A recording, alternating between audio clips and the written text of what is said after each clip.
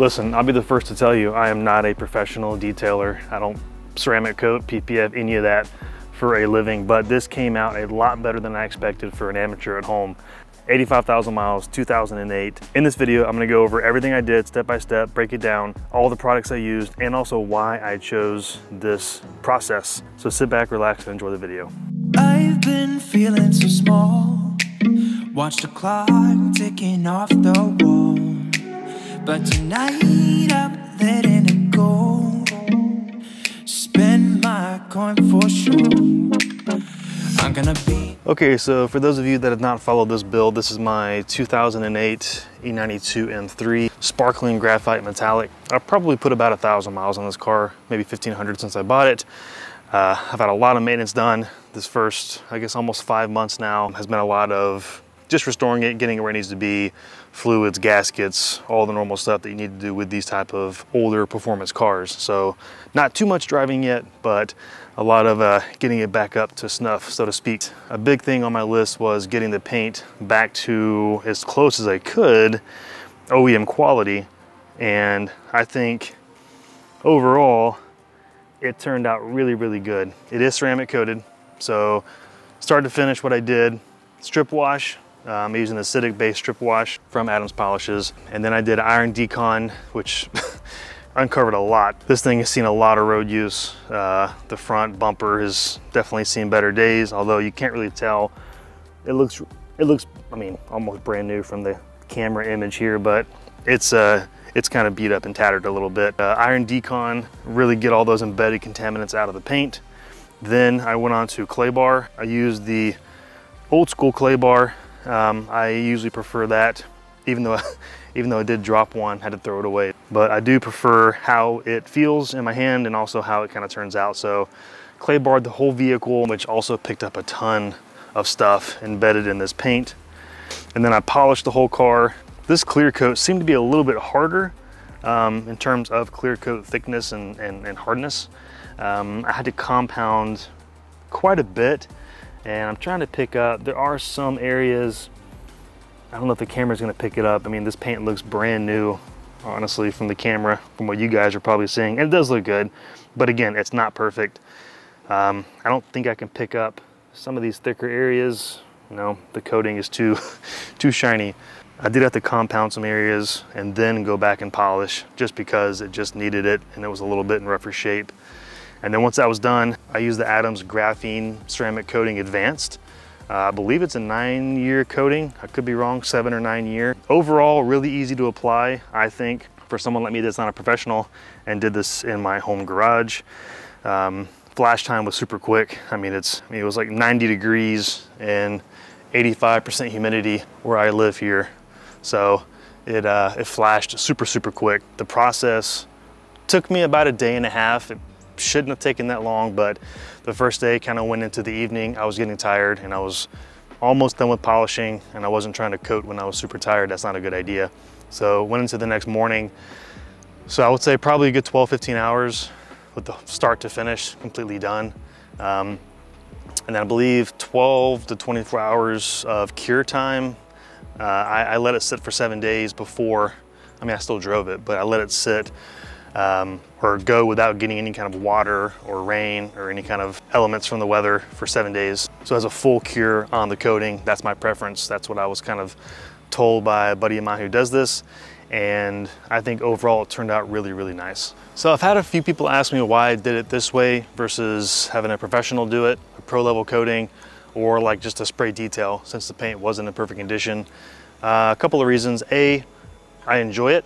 I wanted to get it as perfect as possible.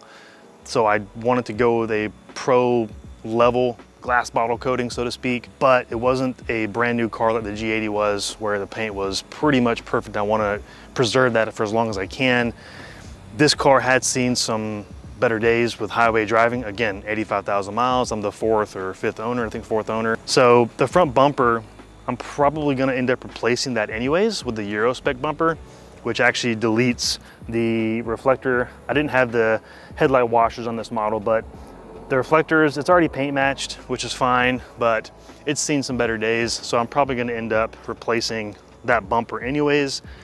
And if I can get really, really close for you guys, I don't know if you can see any of this or not, but just your standard kind of beat up. Yeah, if I go slow, I mean, the coating does make it shiny, but if I go slow, I think I can kind of pick up. A lot of you guys know rock chips, pits from a ton of mileage, and you know, I got some bigger cuts like this one right there, so to speak. And again, once you get close, you can see it. So the point is, it's not perfect. And I am gonna get a front lip. There's a couple lips I'm looking at, and none of these carbon fiber lips are cheap. So I want to install it the right way and have it on there for the long term. That's why I want to wait to pick out the right one. So the question is, do I want to install that lip, you know, with the adhesive and the screws on this bumper? Maybe, but if I'm gonna ever think about buying a new bumper, the Euro style, and having it resprayed, so it's basically factory brand new, then install a front lip on that bumper, I'll probably end up doing that. So again, it wasn't worth me paying all the money to have a shop do it when I was gonna replace some of the parts anyways. The mirrors I'll probably do, the carbon mirrors. So there are some other pieces of this car that I'm gonna end up replacing, so it just wasn't worth that to me. But the G80 was professionally coated with a 9-year coating. And then the X5, I have not polished or coated this car. We did buy it new, so we're the first owners.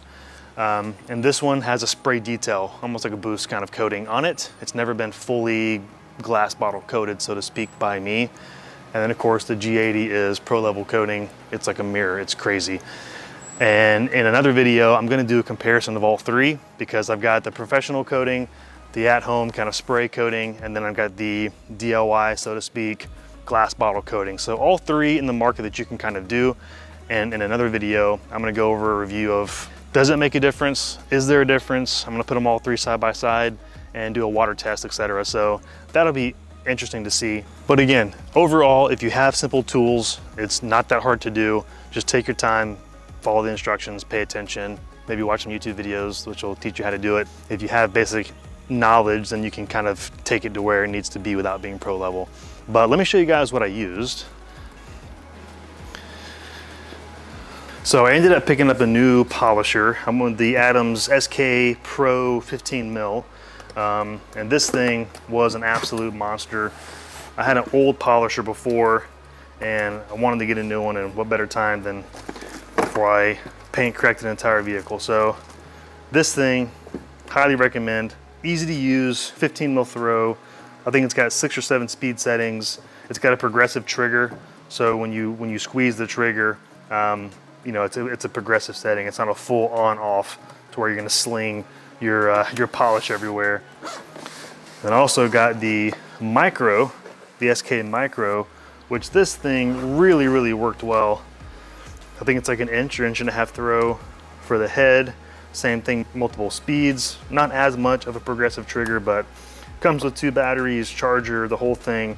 And this thing was really, really nice. For example, the tail lights, headlights, and if you have a spoiler, whatever you need to get into, small areas like this, it really, really gets in there nicely, especially the trim. Any trim up here, trim pieces by the roof, for the railings, door handles, mirrors, this thing is sick. So I'll put a link down below for you guys. First time using it was on this car, and highly recommend it, because trying to get those small areas with this big 15 mil would have been difficult, and I didn't want to do it by hand or anything. So highly recommend that. And I've been a fan of Adams polishes for a while, as a lot of you guys know. Adams Polish, the OG, the compound, polishing wheel, compound wheel, and then the micro wheel as well. Had 3 of those. Probably should have had 2 compound wheels, but didn't need to use compound as much as mentioned. Did not need to use a cut wheel. It was not that bad. But overall, yeah, it came with the kit I got, and again, I'll leave the link in below, but the kit came with the brush, it came with all this. So I needed a new product anyways, so the starter kit came with all that, which is really, really nice. Clay bar, I used a fine clay bar because again, it wasn't as embedded as much. That's all I needed. And then the graphene ceramic coating kit, it comes in this nice box. Of course, the coating itself in the glass jar. Comes with surface prep. You can use an IPA wipe, which I have, but it came with it, so I might as well use it. And I about used the entire little bottle on the car, so if you're doing more than one car, you'll need to get a refill of that. Comes with graphene boost. For a couple weeks down the road, I'll do a wash and boost it, which is really cool. And then it also comes with the UV light, so you can inspect the coating as you're going, because the coating has properties in it that light up when the coating hits it, so you can kind of see how bad, like for example, I think, yeah, here we go. So I think some definitely dripped on this towel, so it's showing up in the towel. Hopefully your car paint doesn't look that bad, but anyways, so you can see where you're at and you can correct it if needed before moving on. So super, super helpful. And then of course you're gonna need polishing towels, super plush micro towels. I had 2 of these that I used, threw those away. Whenever you're using anything with any kind of ceramic coating, they're not washable. I don't recommend it. Just throw it away because it's gonna dry on there and harden. It's never gonna work the same. So it took me 2 towels to remove the coating, threw those away. And then I had the suede applicator, which I removed as well. And then it came with 2 suede applicators, which I threw away. It also comes with a suede applicator wipe, like basically a leveling towel. So when you apply with the micro suede applicator pad, you're gonna level it and then wipe it. I think because it's so hot and humid here in Florida, I didn't need that. It flashed so quickly that I found that it was not necessary. I just went straight towards the applicator pad. And it comes with 2 of these. I did one for the entire car, but this is your standard micro suede applicator pad for ceramic coating. And one of those did the whole car, so I have an extra. But overall, that's it. That's what I did. Guys, this car looks really, really good. It came out a lot better than I expected. And again, like looking right here, there's a scratch I just could not get out. I don't know if the camera can pick it up or not, but small scratch, but it's leveled. And in certain angles of the light, you can see it, but again, it's not perfect. I wasn't trying to get it absolutely perfect because it's not unless you have it professionally done or have everything resprayed. But overall, I mean, I'm trying to get different angles for you guys so you can see. And we're not in direct sunlight, so you're not gonna get every single detail, but with this indirect light, you can really see the coating brings out the body lines in the car, and it looks really, really good. So I'm happy overall from where this car turned out, and we've got a couple of big mods coming up on this car. Hopefully in 2 or 3 weeks of filming this video, we should have some big updates. But again, I'll do a follow-up video with the coating on this car compared to the G80, compared to the X5. I'll do them all 3 side by side because I'm curious as well what the difference is. I've had the G80 coating for 1.5 years and the X5 for 2 years. And this is a brand new coating on this car, so that'll be fun to experiment with. But anyways, guys, thanks for watching. Hope this helps. If you have any questions, let me know. I'll help with anything I can with what little experience I have, but I think it came out really, really good. So thanks for watching, guys. Catch you on the next one.